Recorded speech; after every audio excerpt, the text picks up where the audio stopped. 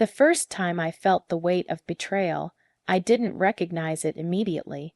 There was no shouting, no dramatic confrontation, just a quiet, unsettling emptiness in my chest, a hollow feeling that seemed to whisper, "Something isn't right." At first, I tried to ignore it, thinking I was overreacting, but even then, deep down, I knew that this was a feeling I couldn't brush away. It all started with trust. My best friend, Emma, was the kind of person you let in completely. She had been part of my life since we were 10. Our families were close, our summers spent at each other's houses, our teenage secrets whispered into the night while the world outside our windows slept. There was something comforting about her presence, something that made me feel like no matter what happened, someone would always understand me. So when I finally decided to pursue my business idea, a small startup I had been nurturing in secret for over 3 years, I told her first. I didn't take this lightly. Sharing it with someone meant exposing not just the idea, but my fears, my doubts, and every time I had stumbled before. I wanted to test it against her honesty, her insight, her loyalty. We met at our favorite coffee shop, the one with soft jazz playing and worn wooden chairs that creaked when you shifted. I remember feeling nervous, my hands wrapped around a steaming cup of tea, trying to calm the fluttering in my chest. "Emma," I began, my voice almost trembling, "I've been working on something, and I think it could really go somewhere." Her eyes lit up. That warm, encouraging sparkle that had always made me feel safe. She leaned in, resting her chin on her hands. "Tell me everything," she said softly.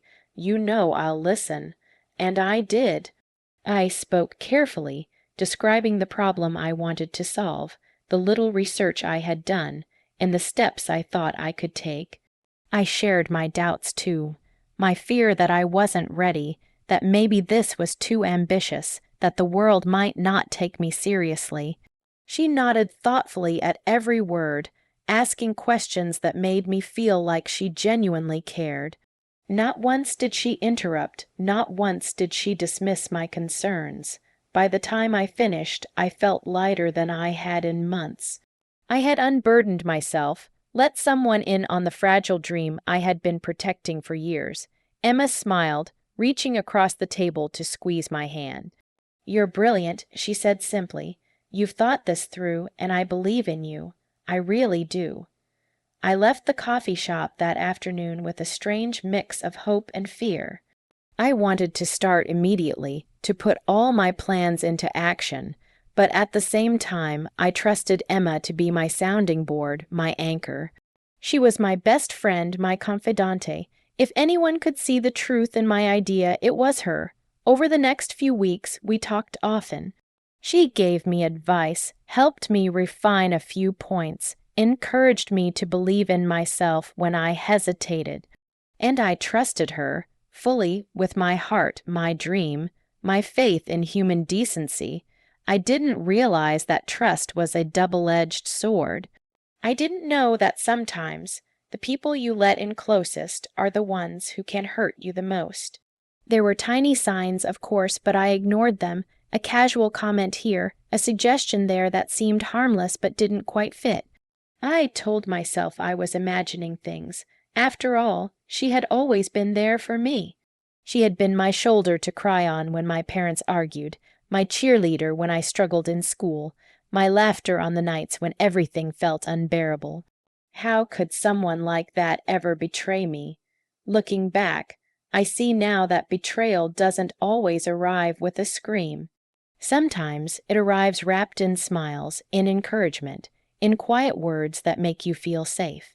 It arrives slowly, gently, like water eroding stone, until one day you look around and realize that what you held most dear has been stolen, not by force, but by deception. That afternoon, as I closed my notebook and walked home, I felt completely at peace. I didn't know what was coming. I didn't know that my dreams, the ones I had entrusted to someone I loved, would soon be used in ways I couldn't yet imagine. I didn't know that the very trust I had given freely would become the source of the deepest pain I had ever felt. But I was blissfully unaware, and that ignorance felt like warmth. I felt safe. I felt understood. I felt ready to take on the world. And that, I suppose, is the cruel beauty of betrayal. It always comes when you least suspect it, when your heart is open and your defenses are down, and the only thing you can do is face it quietly. When the time comes, for now, though I had hope, and hope in its purest form is always beautiful. At first, I told myself I was imagining things. Emma had always been careful, attentive, thoughtful. She wasn't the type to do anything reckless, or at least, that's what I believed. But as the weeks passed, little things began to unsettle me. Conversations that used to flow easily now felt stilted. Messages went unanswered for hours, sometimes days. When she did reply, her words were polite but brief, lacking the warmth and curiosity that had always made me feel heard. I brushed it off at first, thinking she must be busy. Maybe life had gotten hectic. Maybe I was overthinking. I told myself these were normal pauses in a friendship, but deep down I couldn't shake the strange pit in my stomach, the one that whispered that something had shifted. Then came the moment I couldn't ignore, a casual comment from my cousin. It was meant to be innocent, almost joking. "Hey, isn't this kind of like that business idea you were telling me about?" she said, scrolling on her phone. I leaned over to look, my heart skipping a beat. The website, the app, the concept, it was eerily familiar. My idea, my plans, my dreams laid bare, repackaged, polished, and presented as someone else's. And her name was right there. For a moment, the world tilted. I stared at the screen as if it might change, as if the letters could rearrange themselves to make this some cruel mistake. But they didn't. The reality hit me slowly, like a tide creeping over the shore. Emma had taken my idea. I didn't react immediately. I didn't cry, didn't scream, didn't confront her. Instead, I felt numb. Numbness is a strange thing. It both shields you and isolates you. My chest ached, but it was quiet, the pain wrapped in disbelief. I replayed every conversation, every encouraging word she had said, every supportive nod. Every moment suddenly felt like a carefully constructed mask.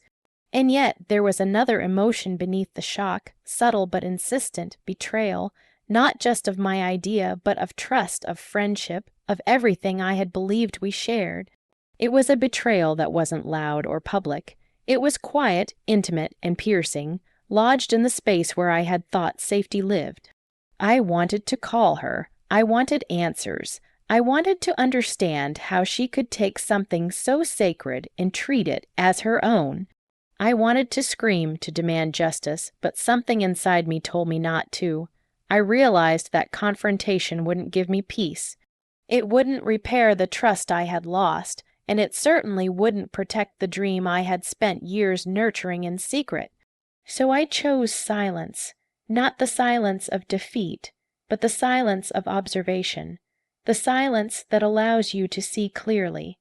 I watched quietly as she launched her version of my idea, reading her public posts, observing her interactions with clients, noting the cracks that weren't visible at first glance.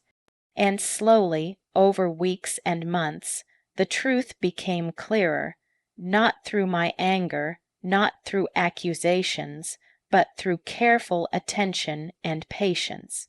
I noticed the corners she had cut in her planning, the small missteps that I had anticipated and avoided. I saw how she stumbled when questions went beyond the surface, how her confidence wavered when confronted with challenges I had already solved in my own notes. During this time, I felt a strange mix of pain and clarity. The pain came from what I had lost, my sense of innocence, my unwavering trust, the ease of friendship that had once felt unbreakable. But the clarity was a gift. It taught me about boundaries, about the difference between kindness and vulnerability, about the importance of protecting your dreams before sharing them. At home, I retreated into my notebooks, my plans, my work. I wrote everything down again, refined every detail, improved every aspect. This time, I shared nothing, not even with Emma. I rebuilt the idea quietly, cautiously, like a seed planted deep underground, waiting for the right season to grow. And in that quiet, I discovered something I hadn't expected: strength. Not loud, dramatic strength that demands attention, but the kind that sits calmly inside you, unshaken by betrayal, unbent by disappointment. The kind that knows its own worth even when others fail to recognize it. By choosing silence over confrontation, I gave myself something more valuable than revenge.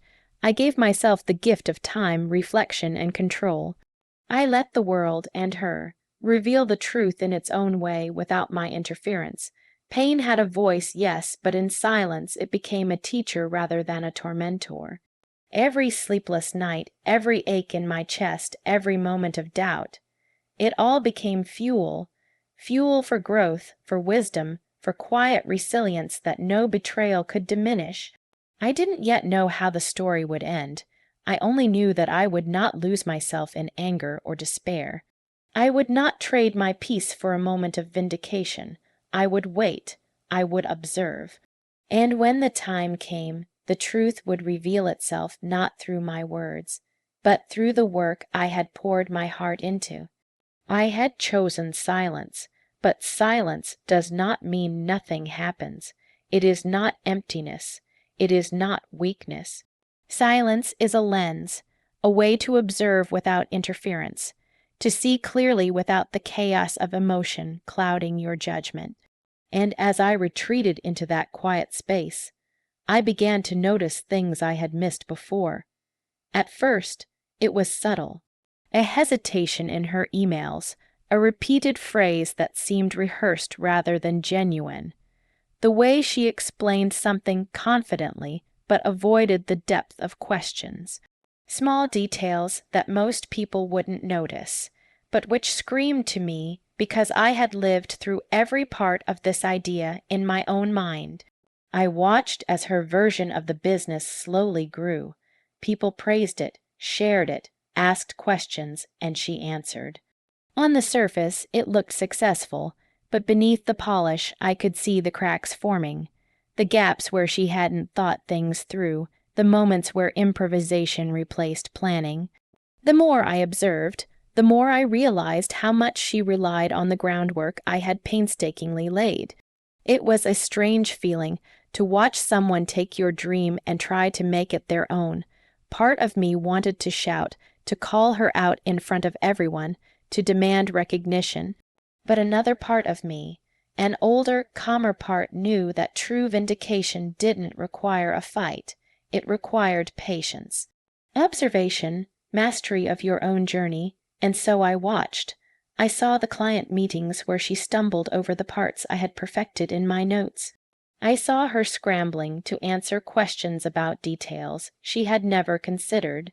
I saw the moments where her confidence faltered, just for a second, revealing that beneath the facade she was building on borrowed ground. It wasn't joy that I felt in those moments. It wasn't satisfaction. It was clarity. The truth was revealing itself, slowly, naturally, in a way that words or confrontation could never achieve. I began to understand that success, when genuine and carefully cultivated, has a quiet inevitability. And borrowed success, no matter how loud or polished, carries its own instability. At the same time, I focused on myself. I returned to my own plans, my own notes, my own work. Every idea, every refinement, every careful calculation became a meditation on my own growth. I wasn't racing against her. I wasn't trying to win. I was building something real, something sustainable, something that could survive scrutiny because it was mine. The process taught me more than business skills. It taught me about human nature, about trust, and about boundaries. I learned that kindness is not weakness, but that generosity without wisdom can be dangerous. I learned that not everyone who smiles at you has your best interests at heart. And I learned that silence can be stronger than words, because words can be forgotten, misinterpreted, or twisted, while quiet observation lets truth reveal itself naturally. Friends and family began to notice changes in me. I was calmer, more focused, more grounded. I didn't talk about Emma or what had happened. I didn't need to. I carried my pain with grace, turning it into something productive instead of destructive. People saw the difference, not the betrayal, not the heartbreak, but the quiet confidence, the steady competence, the kind of presence that doesn't demand attention but naturally earns it. And slowly, imperceptibly, I noticed shifts in how others interacted with Emma. Questions came her way that she couldn't answer convincingly. Suggestions were made that didn't align with her original plan. Praise came, but with hesitation, a recognition that something was slightly off. Nothing dramatic, nothing humiliating, just the subtle consequences of a foundation built on someone else's work.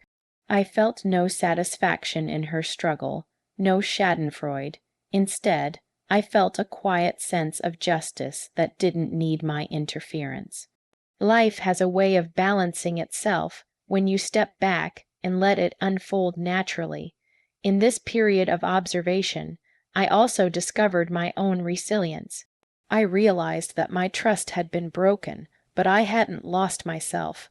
I had been gentle, perhaps too trusting, but that gentleness hadn't made me weak.